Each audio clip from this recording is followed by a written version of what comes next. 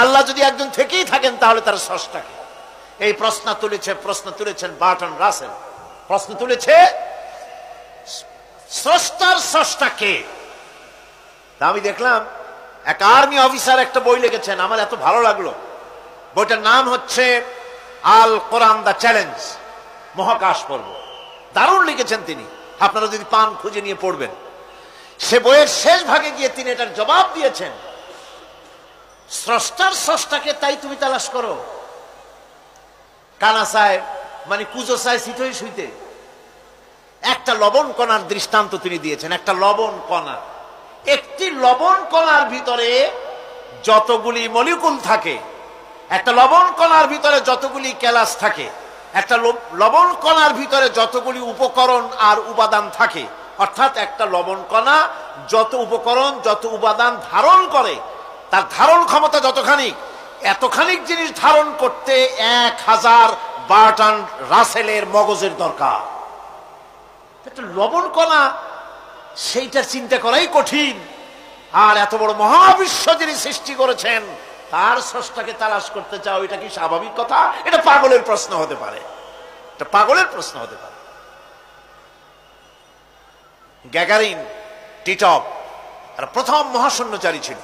Gagarin বেটা মহাশূন্য ঘুরি টুরি আসা কয় কি, কয় যে মুসলমানেরা যারে কয় আল্লাহ, হিন্দুরা যারে কয় ভগবান, খ্রিস্টানরা যারে কয় গড, মহাশূন্য এত ঘুরলাম, আল্লাহরেও দেখলাম না, ভগবানেরও দেখলাম।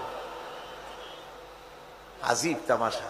তুমি তো তোমার শরীরটাই দেখো না, তোমার শরীরটাই তো তুমি দেখতে পাও না। তোমার মাথার তালুটা কেমন তা কি দেখছো কখনো? আয়না নিচের দিকে দিয়ে ঠ্যাং উপরের দিকে দিয়ে তাকাইলে যদি দেখো মাথার তালু কেমন। নিজের ঘাট দেখো না, পিঠ দেখো না, নিজের হিপ দেখতে পারো না। আয়না টায়না সাইড বাসখান না নিয়ে দেখার উপায় নাই কোন জায়গায় কি আছে শরীরে।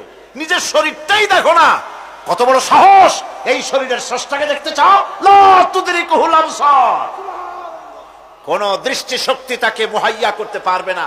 তার দৃষ্টি সকলকে আয়ত্ত করবে, কিন্তু পৃথিবীর কোন দৃষ্টি শক্তি তাকে আয়ত্তের ভিতরে নিতে পারবে না।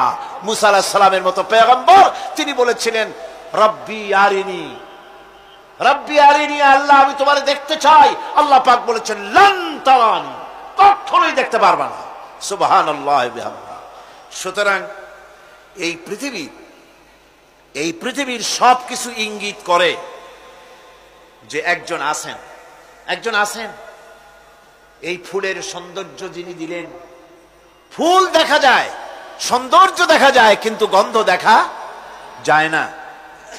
এই পানির মিষ্টতা, মিষ্টি পানি, ফুলের গন্ধ, জোনাকি পোকার আলো, এই যে সুন্দর সুন্দর জিনিস দিয়ে আল্লাহ পাক এই বিশ্বকে সজ্জিত করেছেন, এ সব কিছুই ইঙ্গিত করে নিঃসন্দেহে একজন আছেন। আর যিনি আছেন তার নাম হচ্ছে কি? আল্লাহ। জোরে বলেন তিনি কে? আল্লাহ।